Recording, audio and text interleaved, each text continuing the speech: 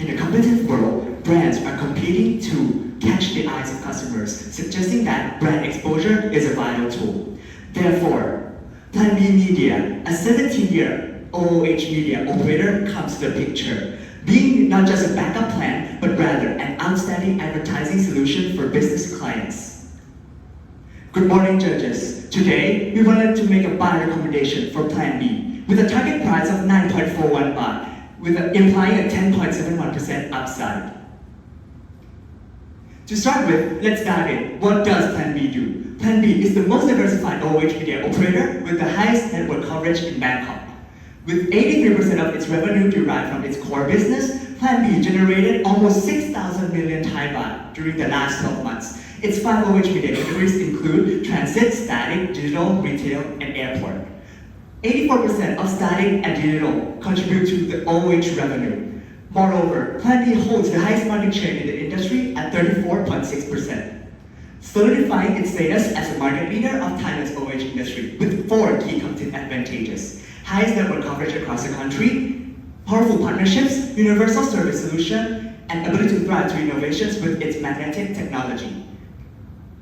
Plan B also diversified its portfolio into engagement marketing, dealing with sports marketing, and artist management.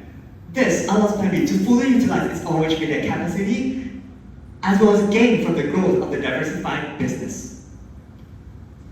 Now, driving towards sustainability, Plan B was selected as a sustainable stock for 2 consecutive years. Starting with the positive note, environment, Plan B was able to reduce its GHG emissions by 13% and save the electricity charges by 50%. In 2021, thanks to the replacement of the logo with LED. Second is social. Plan B has a strong human resource support system as indicated by the increase in the employee engagement and the increase in training hours. Third, governance. Plan B has a solid governance with transparent policies and practices. Nevertheless, there are still some issues with Plan B ESG. Starting with environment, Plan B pollutes 3-fold higher GHG gas when compared to its peer VGIs. Also, the company did not disclose certain environmental data such as waste generated. And second, social, the company lacks gender diversity within the workplace, and the company also suffers from high employee turnover rate. And third, governance, the company has some concerns about its internal party management, as there are some certain transactions with the internal related parties, and also the extreme control of the founder group over the company. To fix such issues, Plan B has certain goals and initiatives to achieve in the following in each aspect. So the company wants to become more eco-friendly, keep every of its stakeholders satisfied, and also monitor its management to prevent any conflict of interest in the future. Combining Plan B's strong and sustainable business profile with these 3 investment themes, we firmly believe that Plan B is a straight plan buy. First, a strong outlook for U-rate. During the pandemic, Plan B has seen its U-rate drop to an all-time low of 28%, with an average of only 43%. However, this is due to because a drop in OOH ad spending as resulted from the economic downturn, with the 2 being very correlated. So, as the pandemic subsides during 2022, we can see a U-rate recovery reach its high at 63% during the 3rd quarter, and we firmly believe that this development is not final because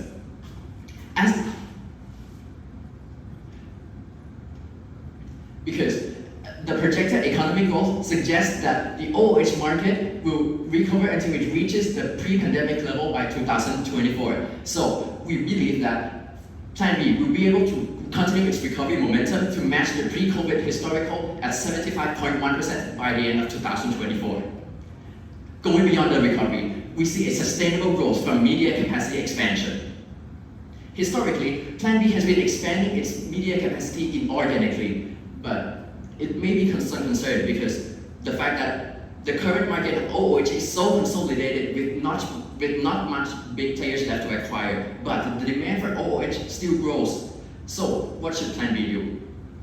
The fact is that 1. Plan B's dominance is still largely in major cities and Bangkok, and 2. Plan B the upcountry market is still fragmented with smaller players. So that's why we firmly believe that suburban expansion will be key enabler to make Plan B increased its media capacity to match with the increased demand of 8.5% CAGR during 2024 and 2027. Thai urbanization rate is supported by several infrastructural development, such as the Eastern Economic Corridor, the Thai-Chinese Railroad Project, and 30 smart city initiatives across Thailand. All of these translates into more opportunities for Plan B to install in ad furniture, capturing more eyeballs and capturing the sustainable growth going towards into the future. Apart from OOH dominance, sports marketing is to fuel further growth opportunities. Historically, sports marketing without the international broadcast has been very fluctuating. However, going forward with three forces: 1, a foreign influx; 2, a soft power initiatives by the government; and 3, past proven success, we firmly believe that the sports marketing segment of the company will be settled and grow moderately at the rate of 5.8%. Not to mention the tremendous up boost from international broadcasts as seen here, from Asian Games in 2023 and Olympics in 2024, which will boost tremendous revenue to the company. With the three highlight factors of economic revival, urbanization, and sports marketing growth, we estimate a revenue CAGR going forward of 10.34% from 2022 to 2027. Onto the cost side, we noticed a notable amount of PPE and right-of-good assets due to the firm's operation within OOH business. This results in a huge portion of depreciation expenses, contributing to more than half of total cost structure. This creates a high operating leverage for Plan B, magnifying the firm's margin as the sales increase. As a result, a rebound in yield rates would magnify the firm's bottom line growth at a rate of 12.2%, exceeding its revenue growth of 10.34%. Lastly, to ensure that the firm is financially healthy and ready for future expansion, we take a look at the firm's current liquidity and leverage position. Looking at the current ratio, we can see that Plan B has always been in the best position until 2020, when the ratio dropped to below 1. However, we do not view this as a major concern because it is mainly due to the realization of the current portion of these liabilities and short-term cash burnout used for acquisitions and PPE investment. As for the debt level, despite its hike in 2021, the level still maintains its low position, leaving the firm a flexible financing option for future expansion. Next, incorporating all the growth stories of Plan B into valuation, we firmly believe that Plan B should be traded at 9.41 based on DCF with an upside of 10.71%. In coming up with the FCFF, we also decided to also include the adjustment to the current situation of the ESG of Plan B. For example, SG&A per sale should be increased in order to capture the high turnover cost, as well as cost of sale should be adjusted downward to reflect the good energy consumption practice that Plan B is doing right now. In addition to the DCF, the relative valuation approach also suggests that Plan B is relatively undervalued. The rationale is that the target PE and EV of the company are well below the industry median as well as the industry mean. And even though the company has the strong competitive positioning in the superior to its competitors, we should translate to higher of these ratios. And therefore, this reinforces our buy decision. And here are the risks associated in the investment in Plan B. However, we consider that there are only two key risks that we should be observing very closely, which are the risk of suburban, not being able to expand into suburban area, and the risk of economic instability due to its high impact. We then incorporate this risk into our scenario analysis together with the assumption of the bond marketing growth.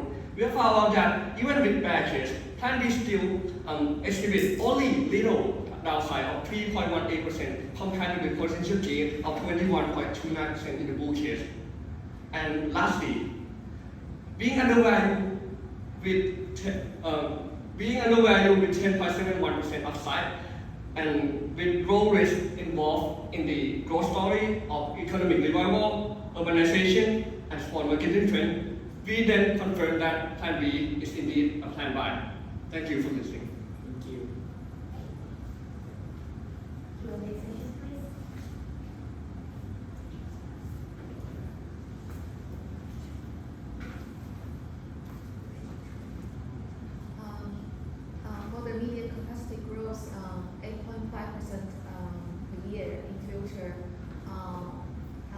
mind where they could add the more screen or the advertise placement? Where could you say they grow the business? In estimating the media capacity going forward, we based on the 5 media capacity, we mainly focus on the static, which is the billboard, and the digital, which are the digital billboard.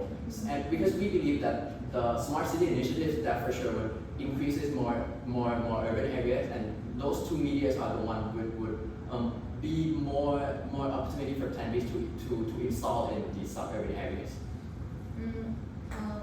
It looks like there are, like, when you walk on the street, there are already many screens already. Do you see this quite mature?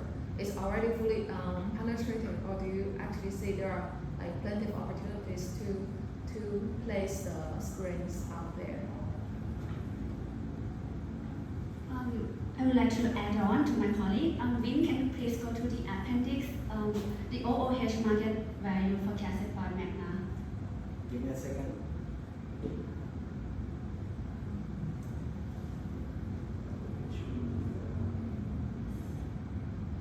Um, 22 to 27. The third one.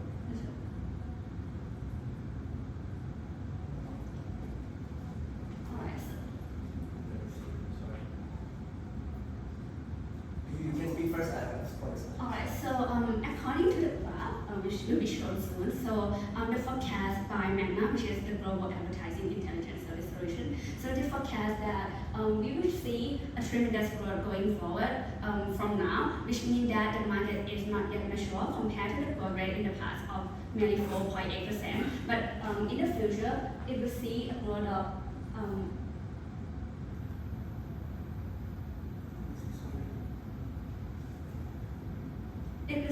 it will see a growth of around 16% for the digital OOH and around 5% for traditional OOH, which means that the global sentiment also view that Thailand still have a space for further expansion in terms of media capacity and OOH spending. And to confirm this validation, the OOH market is not yet final because the share in the overall media advertising market is not reached its maximum yet. So currently the TV advertising is not dominating the overall media advertising, but the OOH show an increasing trend.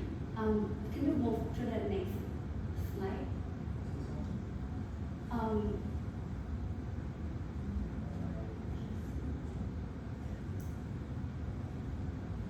Next one.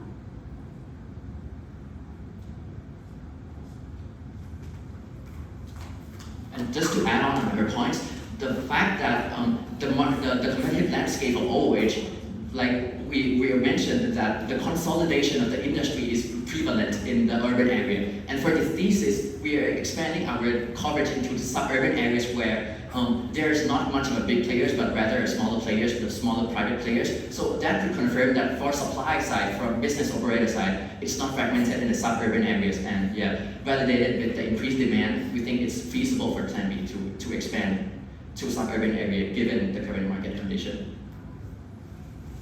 Relating to these questions and your answers, you mentioned about the maximum height, the portion of the out-of-home media compared to the whole media industry. What is the maximum level that you think and what information that support you? So according to the left chart illustrated here, we can see that OOH media is like in the third ranking compared to other advertising means, and TV is accounted for more than a half of the overall market. And we see the strong potential of OOH to follow the TV advertising trend as well. However, we cannot say the maximum exact number, but we foresee that 20% is surely possible for OOH. If you see from the chart, the TV advertising is clearly on a declining trend as people watch less TV and TV is becoming less attractive in terms of the brand. Yeah, but to me, it's that like it's shifting from TV to internet. home is stayed at the same level for many years? I think I can add on that. I think the fact that we see right here that the internet has jumped up while the TV has gone down. It's during the pandemic year where the OH are underperforming. So we believe that if the pandemic are like our investment theme going forward, then we can be really confident that portion of the TV can come to the OH media instead. And why do you think it can reach 20%? What is the grounds that? I think the last graph is okay.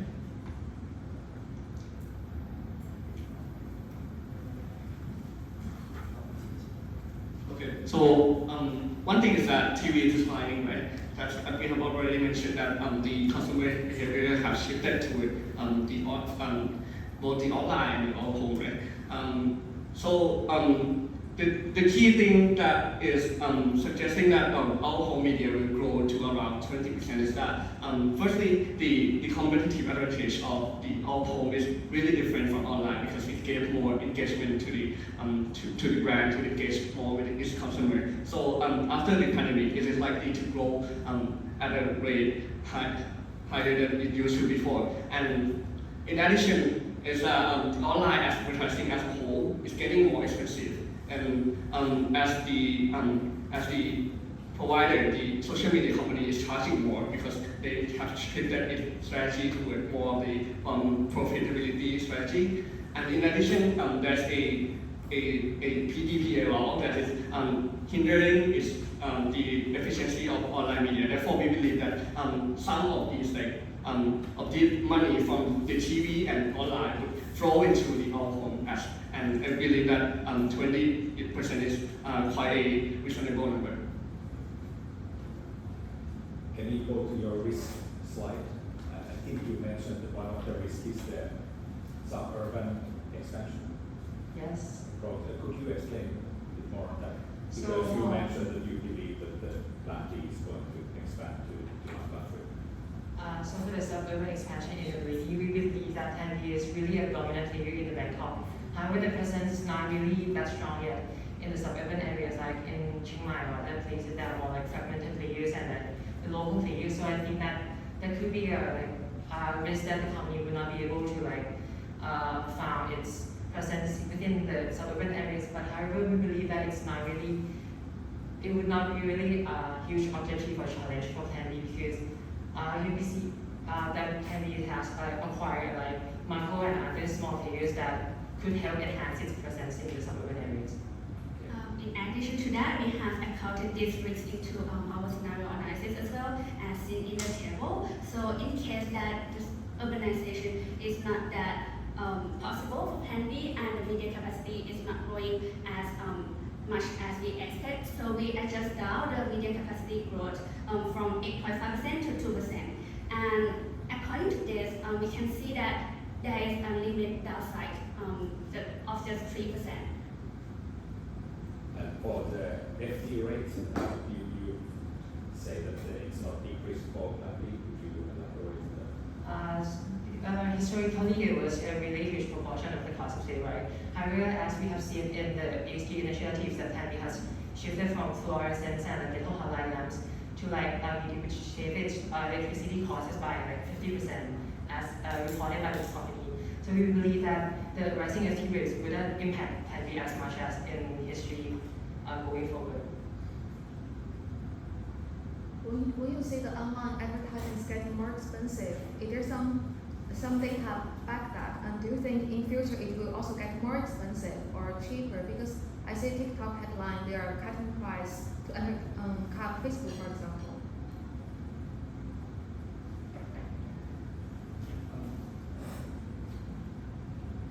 Actually, that's not the data in the slide. However, I've seen some data suggesting that the cost per acquisition, the cost per view is getting higher for all the industry across the time. And I believe that it's going to get more expensive due to the current market or the current investor in Facebook that is and other social media that are demanding them to make profit, and therefore they would have to charge more on this. And to add on, like for example, the Twitter that was recently acquired by Elon Musk, they've seen that Twitter is more turning to profitability strategy, but by like Twitter users need to pay like a certain amount to like get star checks or like for the promotions. So really, I believe that a social media platform is like really charging more towards the advertisers. สำหรับ